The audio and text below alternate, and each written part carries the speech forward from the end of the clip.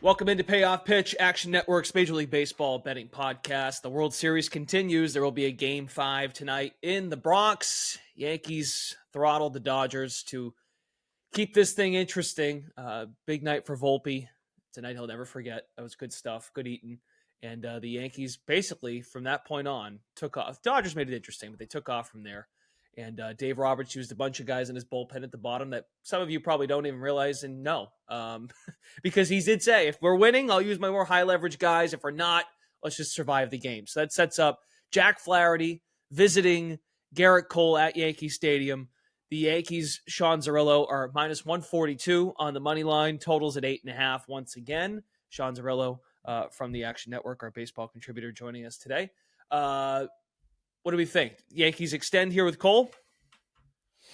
Dodgers are the value side of the money line, and there were different openers depending on where you looked domestically.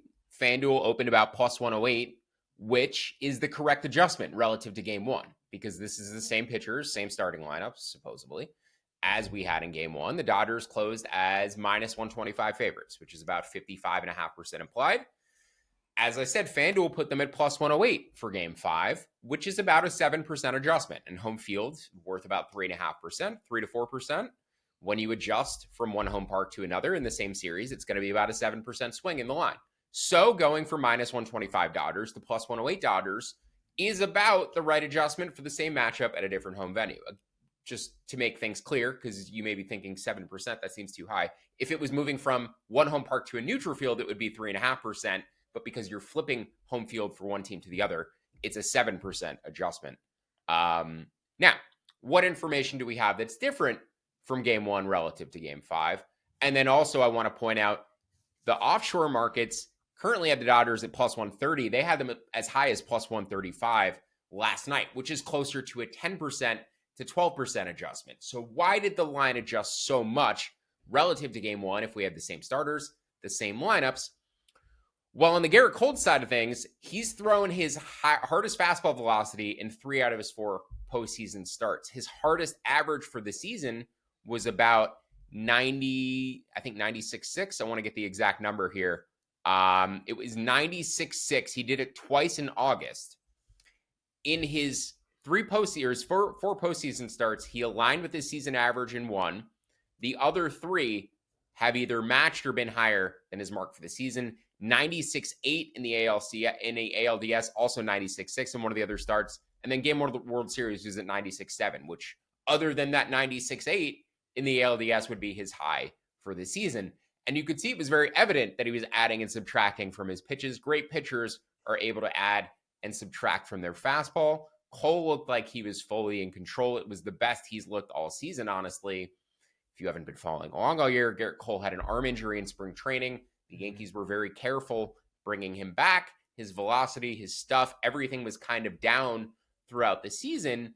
But also, it seems like he was just managing his arm and getting to the end of the line and not overexerting himself. Now he's reaching back for a little bit more in the playoffs, and that velocity has ticked up to a season high. His ERA has also been extremely low, and he's performed as one of the best postseason pitchers in recent memory. So I think it's fair to say that Garrett Cole knows how to ramp it up a little bit when he needs it for the postseason. He's very good at managing his workload, or he's good at managing his exertion throughout the regular season, good at managing it within a game, and knows when to dial it up when he needs to. His max velocity in all of these starts has also gone up relative to his season averages. So I think you could upgrade Garrett Cole a little bit relative to what we saw in the regular season.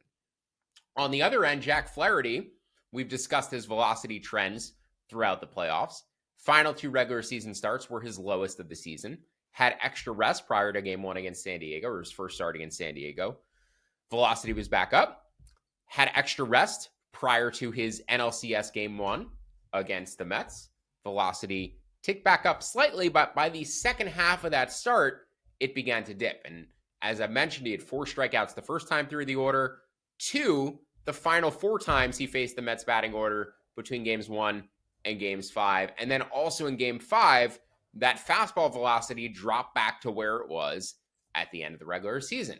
And that start came on full rest in Game 5. So now he's, or I should say on regular rest in Game 5, not added rest in Game 5. Mm-hmm. So the point here is he's on the same schedule for this game 5 as he was for game 5 in the last series. His velocity dropped at the end of game 1 in the last series. His velocity dropped at the end of game 1 in the World Series. His final fastball that he threw, 88.8 miles an hour. Now, he says he was dealing with a hamstring issue prior to that home run against Stanton. That fastball was within that at-bat to Stanton. It was the second to last pitch he threw. But even his final 10 fastballs in that start were down a tick relative to his rest of his outing. They were actually down 2 ticks relative to the rest of his outing because he was averaging closer to 94 on his fastball until the 5th and 6th inning when his fastball dipped closer to 92, 92 and a half. And it's not uncommon for a fastball velocity for a pitcher, just velocity in general for a pitcher to dip within their start.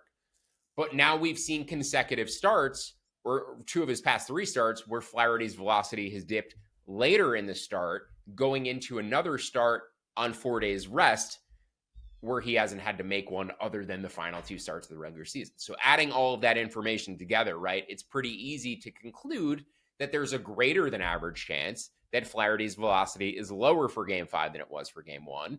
And you factor in the hamstring soreness too, and now you have a shoulder issue, you have the hamstring soreness to deal with, and you also have a much more rested Dodgers bullpen, or at least a rested Dodgers bullpen ready to go tonight without any of their high lever or any of their long relievers who they burned yesterday. Landon Knack, Brent Honeywell, Ben Kasparius all threw at least 40 pitches. So you wouldn't see any of those guys tonight, but all of their high leverage guys, Trinan, Brazier, Banda, Vesia, those guys are all going to go tonight, especially if the Dodgers have a lead. I think if Flaherty falls behind, maybe they let him go out and eat innings. If they have any sort of a lead, if it's a tight competitive game, Flaherty is out of there, in my opinion, after 5 innings. The Dodgers could probably eat 5 or 6 innings from their bullpen if they really needed to.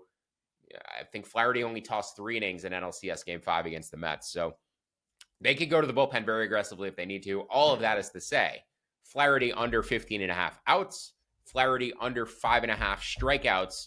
These were 14.5 and 4.5 at plus money last night. I like them at plus money at 14.5 and 4.5. However, happy to take the extra number on top of each of those at juice. Each half there is going to be worth about 40 cents. So 14.5 even money, roughly equivalent to 15.5 minus 180. If you can get 15.5 minus 160, which is about what I got, that would be equal to 14.5 plus 120. So happy to take the 15.5, get over the key number, 5 innings exactly, and we will split between the under 15.5 outs for Flaherty and the under 5.5 strikeouts. Now, talked a lot about Flaherty, talked a lot about the Dodgers, talked a lot about game 1. I said you also upgraded Cole, right? So we've upgraded Cole, we've downgraded Flaherty. However, the Yankees bullpen is in worse shape for game 5 than it was for game 1. Mm-hmm. Because they've had to use multiple high leverage relievers. They used Weaver for 4 outs last night, 25 pitches. It was his second consecutive day pitching. They've also had to use, I believe, Clay Holmes. I want to get their actual bullpen usage down here. They've used for 2/3 Leiter, Weaver, Holmes, and Tim Hill all have pitched back-to-back days.